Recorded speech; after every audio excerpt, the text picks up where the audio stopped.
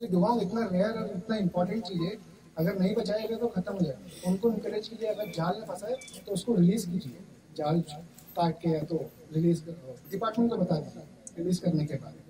और second, hunting नहीं होना चाहिए उसका। और इम्पोर्टेंट चीज़, उसका हैबिटेट हमें बचाना है, प्रोटेक्ट करना है।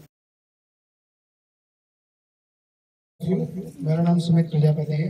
तो सबसे पहले मैं honourable member of parliament Shri Kuldeep Rai Sharma ji को थैंक करना चाहूँगा to providing us this beautiful opportunity to talk with all of you, and also for Dennis for continuously spreading the news about Innoman wildlife, उसको बचाने के लिए सबके लिए। तो we are from Wildlife Institute of India। ये एक research institute है under ministry of environment, forest and climate change. और जैसे आप लोग कोई भी इंटरेस्टेड हो तो आप लोग परस्यू कर सकते हो वाइल्ड लाइफ रिसर्च और कंजर्वेशन के लिए, मास्टर्स और पीएचडी करना हो तो हम लोग यहाँ आइलैंड पिछले 8 साल से डुगोंग पे रिसर्च कर रहे हैं। और रिसर्च करने का कारण ये है क्योंकि इसका संख्या काफी कम हो गया। तो मिनिस्ट्री ने 2016 में एक endangered species recovery program start किया। मतलब जो भी जानवर की प्रजाति है जिनकी संख्या काफी कम हो गई है और एकदम विलुप्त होने के कगार पे आ गई है, अगर उनको नहीं बचाया गया तो आने वाले कुछ समय में ही खत्म हो जाएंगे। इसके लिए प्रोग्राम स्टार्ट किया। इसमें 4 स्पीशीज सिलेक्ट किए गए। ग्रेट इंडियन बस्टर्ड, आप लोग ने नाम सुना होगा कभी ना कभी। तो एक बर्ड है जो राजस्थान और महाराष्ट्र में पाया जाता है। और दूसरा हमारा नेशनल एक्वाटिक एनिमल है गैंजेटिक डॉल्फिन, जो गंगा रिवर से पाया जाता है। And third is antler deer, dancing deer भी बोलते हैं, जो मणिपुर में पाया जाता है। And fourth one is dugong. और इनकी संख्या इतनी कम हो गई है, इसके लिए प्रोग्राम स्टार्ट किया गया है। तो डुगोंग होता क्या है? डुगोंग एक मरीन मैमल है, सिर्फ और सिर्फ समुद्र में पाया जाने वाला जानवर। और मैमल जैसे डायरेक्ट बच्चों को जन्म देती है, ना ही अंडे देती है, इसके लिए उसको मरीन मैमल कहा जाता है। एंड सेकेंड, वो मरीन मैमल होने के बावजूद भी पानी के ऊपर आके सांस लेता है। जैसे हम ह्यूमन ये जो एयर ब्रीथ कर रहे हैं ऑक्सीजन, वैसे डुगोंग भी यही एयर ब्रीथ करता है और ऑक्सीजन, इसके लिए इसको मरीन मैमल कहा जाता है।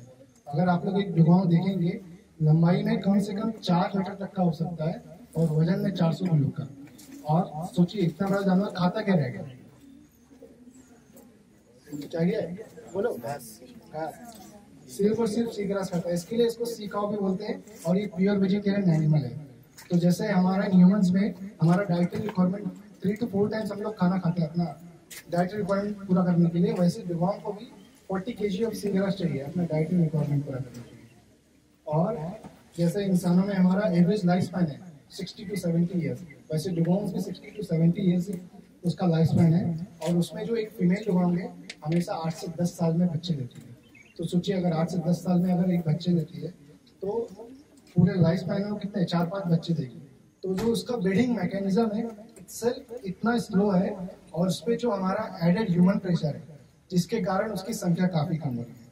तो सोचिए अगर एक फीमेल डुगोंग भी अगर किसी भी ह्यूमन एक्टिविटी से उसका डेथ होता है तो उसका मतलब उसके आने वाले 7th जनरेशन की खत्म हो रही है, जिसकी वजह से उसका पॉपुलेशन खत्म हो रहा है। और इसको बचाना इम्पोर्टेंट इसके लिए क्योंकि ये आपके आइलैंड का स्टेट एनिमल है, एक गर्व है आपका। और इसको बचाने के लिए आप लोग को सपोर्ट करना चाहिए क्योंकि ये आपका राज्य प्राणी, जैसे हमारा जो नेशनल एनिमल है टाइगर, उसको बचाने के लिए पूरा कंट्री सपोर्ट करता है। वैसे ही डुगोंग को बचाने के लिए हर एक आइलैंडर को सामने आना पड़ेगा, सपोर्ट करना पड़ेगा, तभी जाके बचेगा। ये खाली किसी एक इंसान का और एक डिपार्टमेंट से बचने वाला वो नहीं है, सबको सपोर्ट करना पड़ेगा। जैसे आप लोग को डुगोंग के बारे में पता चल रहा है, वैसे आप और लोगों को बताओ कि डुगोंग कितना रेयर, कितना इंपॉर्टेंट चीज है। और उसको बचाना इम्पोर्टेंट ये है क्योंकि उसको फार्मर ऑफ द सी भी कहा जाता है। जैसे हम लोग खेती करते हैं तो बीज डालते हैं, खाद डालते हैं, फिर मिट्टी में मिक्स करते हैं ना, वैसे ही फसल उगता है। तो डुगोंग जितना सी ग्रास खाएगा तो जो सेडिमेंट है समुद्र के अंदर वाला काफी फर्टाइल है, तो जितना खाएगा वो उतना सी ग्रास ग्रो करेगा। और वो सी ग्रास यूज करते हैं fishes as a nursery habitat. तो आजकल अगर आप लोग इंटरनेट देखते रहोगे, ग्लोबल वार्मिंग, क्लाइमेट चेंज, उससे ओवर फिशिंग से कारण फिशेस भी कम हो रहे हैं। इससे नुकसान किसका है? हमारा ही नुकसान है। तो जितना डुगोंग बचेगा उतना सी ग्रास बचेगा, और जितना सी ग्रास रहेगा उतने फिशेस को नर्सरी हैबिटेट मिलेंगे, अंडे देने के लिए हैबिटेट मिलेगा। जैसे मैंग्रोव यूज करते हैं वैसे सी ग्रास भी यूज करते हैं फिशेस।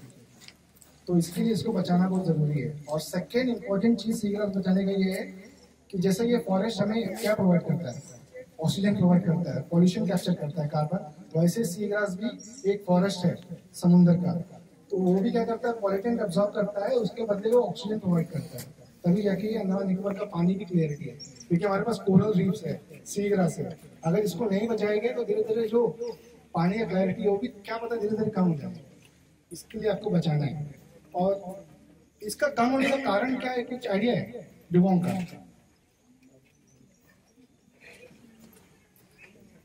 कारण सबसे पहला मरीन मैमल है, तो फिशिंग नेट में फंसता है, ये सबसे बड़ा रीजन है। जैसे एक मरीन डुगोंग है, हमेशा 6 से 8 मिनट के बाद सरफेस पे आएगा साथ देने के लिए। सपोज वहाँ पे अगर फिशिंग नेट अगर फिशरमैन ने डाल के रखा हो, इनकेस अगर वो ब्रीदिंग के लिए ऊपर आया तो क्या होगा, वो फंस जाएगा। तो हम लोग को क्या लगेगा कि इतना बड़ा जानवर है, वो तोड़ के निकल जाएगा, लेकिन ऐसा नहीं है। जितना वो ट्राई करेगा अपने आप को रिलीज करने का, उतना ही अपने आप को एंटैंगल कर लेगा। तो उससे क्या होगा, तो सफोकेशन से उसका डेथ हो जाएगा। और सेकेंड रीजन, डॉल्फिन आप लोग ने देखा है, सब लोग ने, ऐसा हर बार। तो डॉल्फिन कैसे आइडेंटिफाई करते हो आप?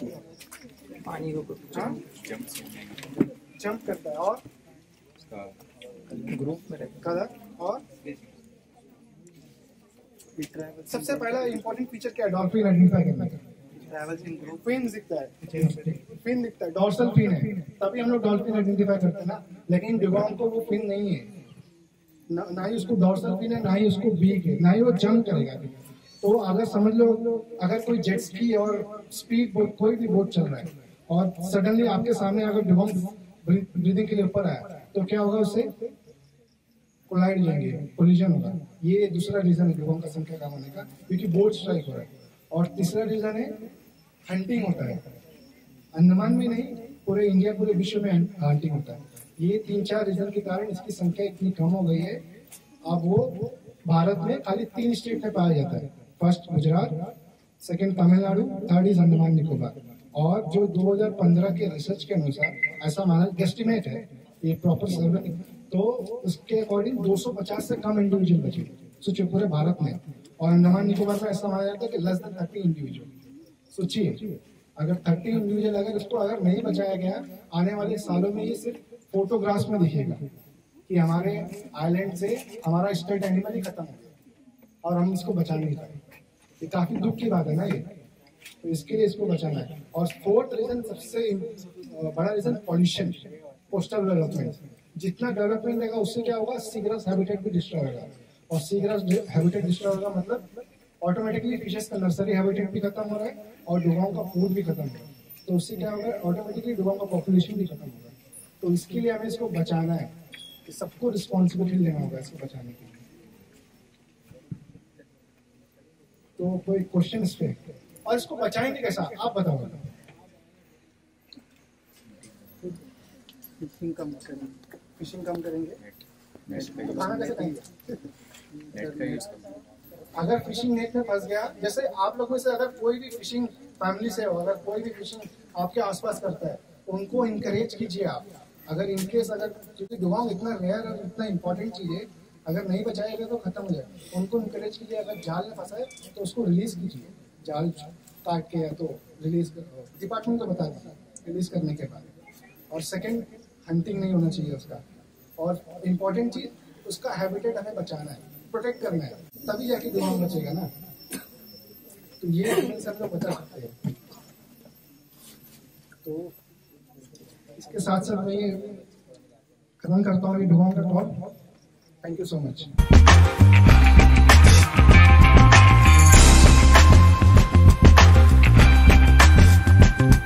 अब अंडमान और निकोबार द्वीप समूह